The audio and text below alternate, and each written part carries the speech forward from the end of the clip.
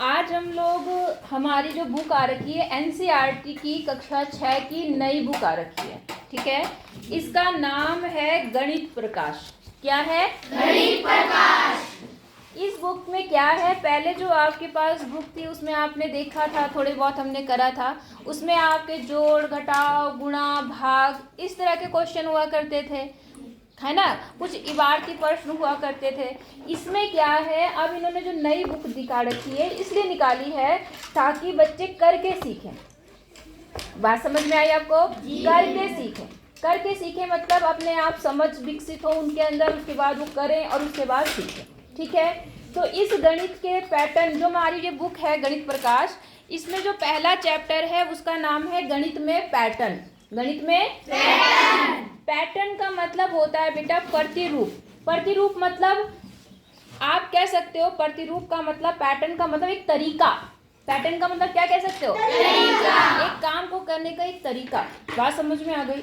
अब इसमें क्या लिखा है, गणित पैटर्नों की खोज तथा पैटर्नों उनके अस्तित्व के कारण का स्पष्टीकरण है। समझ में आ गई बात? मतलब जो गणित की खोज होती है वो उसका जो अस्तित्व है वो पैटर्नों पर आधारित है, मतलब तरीकों पे आधारित है। हमारी जो खोज है, हमारी जो सोच है, वो सब किस पे आधारित है? पैटर्न पे। किस पे आधारित है? पैटर्न। पैटर्न समानता हमारे आसपास प्रकृति में, हमारे घरों में, हमारे विद्यालयों में, सूर्य चंद्रमा और तारों की गति में विद्यमान होते हैं। देखो हर चीज में एक पैटर्न है, होता है पैटर्न। जैसे इन्होंने कहा यहाँ पर हमारे आसपास की प्रकृति में पैटर्न है। प्रकृति में पैटर्न है, आपने देखा होगा सुबह सूरज उगता है, ठीक है, एक टाइम से सूरज उगता है, एक टाइम के बाद सूरज क्या हो जाता है? अस्त हो जाता है। सूरज पूरब से निकलता है और घूमते घूमते पश्चिम में। तो एक पैटर्न है, ये एक क्या है? पैटर्न से काम होता है। बात समझ में आ गई आपको? हमारे घरों में, हमारे घर में हम कितने सारे काम होते हैं जो हम पैटर्न से करते हैं। हम खाना बनाते हैं, वो भी हम पैटर्न से करते हैं। हम क्या करते हैं, खाना बनाने में हमने 1 चम्मच नमक डालना है। मान लो हम चाय बना रहे हैं, मान लो हमें 2 कप चाय बनानी है, ठीक है। हम उसमें 1 चम्मच हमने उसमें चाय पत्ती डाल दी, 2 चम्मच हमने चीनी डाल दी। बात समझ आ गई? तो नाप तौल के हम काम करें, एक पैटर्न के अनुसार काम कर रहे हैं। बात समझ में आ गई आपको? ठीक है। और हमारे विद्यालयों में तो आपको पता है, जैसे हमें कक्षाएं लगानी है तो आपने कहा देखो पहले गणित की कक्षा हो गई, फिर विज्ञान की कक्षा हो गई, फिर आपके मतलब वादन जो है वो लगातार एक क्रम से चलते हैं, एक पैटर्न के अनुसार चलते हैं, रोज उसी पैटर्न में। तो ये हमारे पैटर्न है। समझ में आ रहा है आपको? गेंद फेंकने से लेकर खेल खेलने आदि में दिखाई देता है। जो पैटर्न है, हाँ, ये पैटर्न हमारी खरीदारी से लेकर खाना बनाने में, गेंद फेंकने से लेकर खेल खेलने आदि सब में दिखाई देता है। मतलब जितनी भी चीजें हैं सब एक पैटर्न में काम करती है, एक तरीके से काम होती है। बात समझ में आ गई कि नहीं आई? इसके साथ ही यह मौसम चक्र को समझने एवं प्रौद्योगिकी का उपयोग करने में हमारी सहायता करते हैं। जब आप किसी चीज का पैटर्न समझने लगते हैं तो आप समझने लगते हैं वो चीज हो कैसे रही है। मेरी बात समझ में आ रही है? जैसे आपने कहा मौसम है, मौसम भी आपका बदलता रहता है, कभी सर्दी होती है, कभी गर्मी होती है, कभी बरसात होती है। तो ये अगर हम पैटर्न किसी चीज़ का समझ जाएंगे तो हम ये समझ जाएंगे कि वो काम किस तरह से हो रहा, वो चीज़ें किस तरह से हो रही हैं। बात समझ में आ गई कि नहीं आई? ठीक है। पैटर्न और उन्हें समझना आनंददायक और रचनात्मक कार्य हो सकता है। अगर आपको पैटर्न समझ में आएगा तो उसमें आपको बहुत आनंद आएगा, और रचनात्मक मतलब उसके बाद आप खुद कुछ करने की सीखोगे कि कैसे कुछ खुद करना है। बात समझ में आ गई आपको? इसी कारणवश गणितज्ञ गणित को कला और विज्ञान दोनों के रूप में देखते हैं। जो गणितज्ञ हैं आपके, वो क्या कहते हैं कि जो आपका गणित है वो एक कला है। वो क्या है? कला। और विज्ञान दोनों के रूप में इसको देखते हैं। विज्ञान के रूप में आपने कहा, विज्ञान के रूप में और कला के रूप में। जब आप गणित को खुद करके सीखेंगे ना तो आप देखेंगे आपको बहुत मज़ेदार लगेगा कि आपको एक सच में, जैसे आपको ड्राइंग के करने में जितना मज़ा आता है उतना आपको गणित में भी बहुत मज़ा आएगा। इसलिए वैज्ञानिक इसको एक कला और विज्ञान दोनों ही मानते हैं, जो गणितज्ञ हैं। बात समझ में आ गई? अच्छा, नेक्स्ट है इसमें हमें आशा है कि इस कक्षा में आपको गणितीय पैटर्न को खोजने और समझने के लिए अनेक रचनात्मक और कलात्मक अवसर प्राप्त होंगे।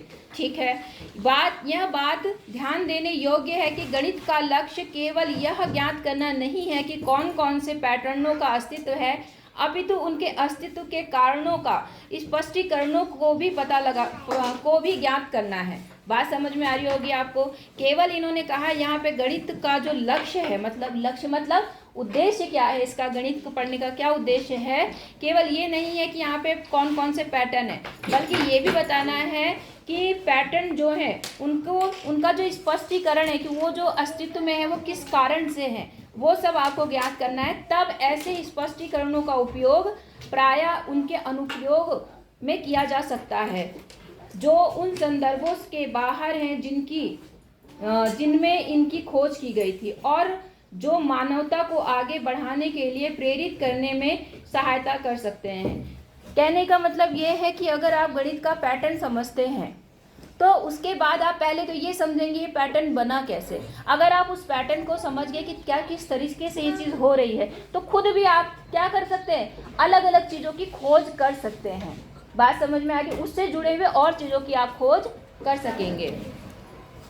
उदाहरण के लिए इन्होंने बोला है जैसे तारों, ग्रहों, उनके उपग्रहों की गति के पैटर्न को समझने के लिए मानव को गुरुत्वाकर्षण का सिद्धांत विकसित करने तक पहुंचाया। मतलब देखो इन्होंने क्या हुआ, आपको पता है आज हम जानते हैं कि जो हमारे ग्रह हैं, हमारे उपग्रह हैं, वो किस तरह से सौर मंडल में चक्कर काट रहे हैं, पता है ना आपको। आप शाम को रात में देखते हैं तारे हैं, तो किस तारा कौन सी जगह पर दिखता है आपको किस टाइम पे, ये सब पैटर्न हैं या उपग्रह और ग्रहों की जो गतियां हैं, या इनके आधार पर मानव ने गुरुत्वाकर्षण सिद्धांत का क्या करा, विकसित करने तक पहुंचाया। मतलब जो आपने कैपिलर का नियम पढ़ा है, कैपिलर जानते हैं नियम, तो क्या पढ़ा होगा आपने, कैपिलर का नाम तो नहीं सुना होगा, नहीं पढ़ा। न्यूटन का नाम पढ़ा है, न्यूटन भी नहीं पढ़ा अभी ना, चलो ठीक है बाद में बताएंगे। तो वो जो वैज्ञानिक थे आपके, उन्होंने उन पैटर्नों का अध्ययन किया और उसके बाद जाके उन्होंने ये निष्कर्ष निकाले, ये नियम दिए आपको। तो जब आप किसी नियम को समझ जाएंगे, किसी पैटर्न को समझ जाएंगे, तो आप क्या करेंगे, अपने आप कुछ उससे आधारित कुछ बता सकते हैं और आगे बढ़ सकते हैं। ठीक है, फलस्वरूप हम चंद्रमा और मंगल पर स्वयं अपने उपग्रह प्रेक्षित करने और रॉकेट भेजने में सफल हो पाए हैं। ये कहना चाह रहा है क्योंकि उन्होंने क्या काम किया था, इनके पैटर्न को समझा कि ये जो ग्रह हैं ये किस तरह की गति कर रहे हैं, ये कैसे हैं। बात समझ में आ रही है। उपग्रह को समझा, तारों को समझा और उसके आधार पर ही ये क्या कर पाए, हम लोग गुरुत्वाकर्षण की खोज उन वैज्ञानिकों ने कर दी। और अभी देखते हो आप चंद्रमा और मंगल पे हमारे स्वयं के उपग्रह प्रेक्षित किए हैं। मतलब आपने पढ़ा होगा कि हमारे कुछ कृत्रिम उपग्रह भी होते हैं। एक तो जो एक है प्राकृतिक उपग्रह, प्राकृतिक मतलब जो प्रकृति ने दिया है, जैसे चंद्रमा क्या है, प्राकृतिक उपग्रह। और एक मानव निर्मित होते हैं, उन्हें हम कृत्रिम कहते हैं। क्या बोलते हैं, कृत्रिम। क्योंकि हमने क्या करा, जो हमारा प्राकृतिक उपग्रह है, जो चंद्रमा है, उसकी गति को हमने समझा, उसके पैटर्न को हमने समझा और उसी आधार पे हमने क्या करा, यहाँ से पृथ्वी से हमने जो खुद मानव के द्वारा बनाया गया उपग्रह है उसको हमने वहाँ पर क्या करा, भेजा। क्यों, क्योंकि हम उस उपग्रह की पैटर्न को समझे तो उसके आधार पे हमने खुद भी एक बना दिया, अपने आप आर्टिफिशियल बना दिया। बात समझ में आ रही है। और उस आधार पे हमने उसको कहाँ भेज दिया, आकाश में भेज दिया, है ना। हमारे मंगल ग्रह पे हमारे उपग्रह हैं और भी बहुत सारे उपग्रह हमने भेजे हैं। बात समझ में आ गई या नहीं आई। पृथ्वी के अपने बहुत सारे उपग्रह हैं जिन ना कृत्रिम उपग्रह। समझ में आ रही बात। तो इन पैटर्नों को अगर आप समझ जाओगे, इसी प्रकार इन्होंने लिखा है जीनोमों के पैटर्न की समझ ने हमें रोगों का पता लगाने और उनका उपचार करने में सहायता की। जीनोमो जो है इसके पैटर्न को समझा जब, तो उसके बाद उन्होंने बहुत सारी उपचार की विधियां निकाल दी, सहायता करी। बात समझ में आ रही, उपचार करने में सहायता की। पैटर्न से संबंधित ऐसे अनेक उदाहरण हैं जिसमें से यह एक है। बात समझ में आ गई। देखो ये कहने का पूरा पाठ का निष्कर्ष ये है कि जब आप किसी चीज़ का पैटर्न समझ जाओगे, किसी चीज़ के कार्य करने की तरीके को समझ जाओगे, तो उसके बाद आप खुद भी दिमाग में सोच सकते हो कि जब ये चीज़ ऐसे कार्य कर रहा है तो इसका उपयोग हम इस तरह से कर सकते हैं। बात समझ में आ रही है कि नहीं आ रही? जैसे वैज्ञानिकों ने उपग्रह और ग्रह के पैटर्न को समझा, उसके बाद उन्होंने खुद क्या बना दिए, पैटर्न बना दिए। उन्होंने पृथ्वी के बारे में जाना, इसकी कक्षाओं के बारे में जाना और समझे कि किसने कितना कम क्या डालें, कितना फोर्स लगाएं, कितना ईंधन डालें, कितना क्या डालें कि हमारा जो रॉकेट है वो क्या हो जाए, पार हो जाए, कहाँ, पृथ्वी की कक्षा को छोड़कर बाहर चला जाए। तो ये सारे तभी समझ पाओगे जब आप किसी चीज़ की पूरी गतिविधि जान पाओगे, उसके पैटर्न को समझ पाओगे। समझ गए नहीं समझे? आइए पता लगाएं क्या आप, अब देखो हमने जो ये पाठ पढ़ा है उससे रिलेटेड थोड़े से सवाल हैं, अब आपको इनका आंसर देना है, ठीक है। क्या आप अन्य उदाहरणों के विषय में सोच सकते हैं जहां गणित दैनिक जीवन में हमारी सहायता करता है? तो आप बताएंगे मुझे कि गणित हमारे जीवन में कहाँ कहाँ पे और कहाँ पे सहायता करता है। कुछ तो मैंने आपको बता दिया, कुछ चीज़ें आप बताएंगे, हाथ खड़ा करेंगे। जैसे जब मैंने 50 रुपए की चीनी खरीदी थी, हाँ। तो हमने 1 किलो खरीदा था जी। अगर हम 2 किलो खरीदेंगे तो 100 रुपए का आएगा जी, जिसमें हमने गणित का दिमाग लगाया। चलो ठीक है। देखो जैसे कि मान लो हम बाजार जाते हैं सब्जी लेने, ठीक है, तो सब्जी लेनी है, 1 किलो लेनी है, 2 किलो लेनी है, आपके परिवार में कितने सदस्य हैं, आप उनके अनुसार सामान खरीदते हो, हाँ या ना? ऐसा तो है नहीं कि अगर खाने वाले 2 लोग हैं तो आप 2 किलो गोभी लेके आ रहे हो कि 2 किलो खा लेंगे? नहीं खाएंगे। तो आप अपनी आवश्यकता के अनुसार तो सामान खरीद रहे हो, अपने उस अनुपात के अनुसार सामान खरीद रहे हो, जितने लोग उसी अनुसार से सब्जी या दाल आप खरीद रहे हो, हाँ या ना? तो ये भी गणितीय पैटर्न है। आपने खाना बनाया, ठीक है, आपने कुकर चढ़ा दिया, उस दाल बनानी है 2 आदमी की, आपने कहा जी 2 आदमी के लिए दाल बनानी है, कितना कप इसमें पानी डालें, कितनी कप दाल डालें, कितना नमक डालें, कितना कितना नमक, कितना तेल, कितने मसाले डालें कि हमारी दाल अच्छी बने। तो उसके लिए भी तो एक पैटर्न है। अगर उस पैटर्न को आप गलत कर लोगे, अगर आपको पैटर्न नहीं आता, जिनको खाना बनाना नहीं आता वो खराब खाना बनाते हैं, हाँ या ना? क्यों? क्योंकि उन्हें पैटर्न नहीं पता।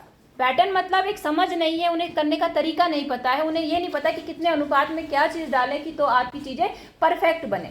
तो आप रसोई घर में भी अपना पैटर्न यूज़ कर रहे हो, हाँ या ना? आप बाजार जा रहे हो जी, हमें तो सूट लेना है, हमें पैंट शर्ट के कपड़े लेने हैं, तो पैंट शर्ट या सूट के कपड़े आप कब लेते हो? आप कहते हो जी भैया 2 मीटर सूट का कपड़ा दे दो, 2 मीटर सलवार का कपड़ा दे दो। तो ये सब क्या है? ये आपके गणितीय पैटर्न हैं और उन्हीं के आधार पर आपका क्या है, यहाँ पे आप बता सकते हैं कि दैनिक जीवन में गणित हमारी कैसे कैसे सहायता करता है। तो इसके बारे में आप अपनी कॉपी में और सोच के अच्छे अच्छे उदाहरण लिख के लाएंगे, ठीक है। अगला क्वेश्चन है इसमें, गणित ने किस प्रकार मानव को आगे बढ़ने के लिए प्रेरित करने में सहायता की है? बता रहा है आपको कि गणित ने किस प्रकार लोगों को, मानव को आगे बढ़ने में क्या की है, सहायता दी है। आप उन उदाहरणों के विषय में विचार कर सकते हैं जिनमें वैज्ञानिक प्रयोग करना, अपनी अर्थव्यवस्था, अपना लोकतंत्र को चलाना, पुलों, घरों एवं या अन्य जटिल भवनों को निर्मित करना, टीवी, मोबाइल फोन, कंप्यूटर, साइकिलों, रेलगाड़ियों, कारों, वायुयान, कैलेंडर और घड़ियों इत्यादि को बनाना सम्मिलित है।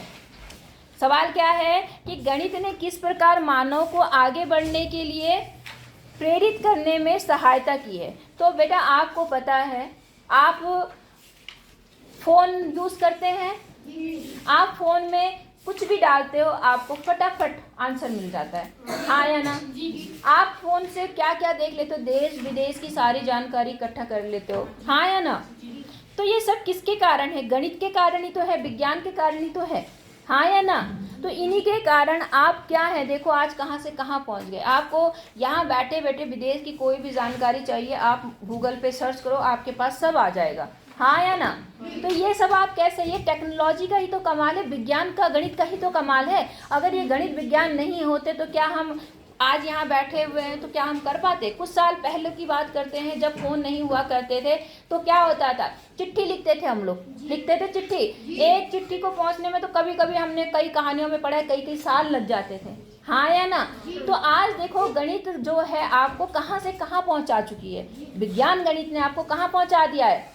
मैं विज्ञान क्यों बोल रही हूँ? क्योंकि आपको पता है गणित क्या है, एक कला भी है और साथ में विज्ञान भी है। बात समझ में आ गई? साइंस भी है, इसलिए हम गणित और विज्ञान दोनों को साथ लेके चलते हैं। कोई दिक्कत है इसमें? और देखो कैलकुलेटर है आपके पास में, अभी आप एक गुणा का सवाल करो, देखो कितना टाइम लगा देते हो, और फटाफट आपने कैलकुलेटर में बहुत बड़ा नंबर डाला, गुणा का लगाया और फटाक से देखो आंसर मिल जाता है।